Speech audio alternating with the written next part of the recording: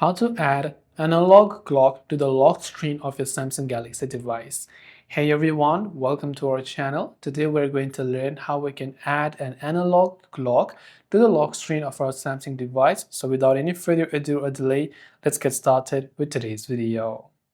If you'd like to add an analog clock to the lock screen of your Samsung Galaxy device, so here in my lock screen, I currently have a digital clock or a numbered clock, and if I want to change it to an analog clock, what I have to do is I just have to long press on my lock screen to be able to enable these editing options right there.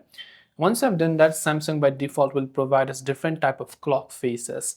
Now you can tap on the clock icon from there, and right here you can simply choose an analog clock. So here you can see we have got two types of analog clock. Now you can resize it according to your needs, and then now you can just leave it, and then now you can see we've changed it to analog clock if you want to.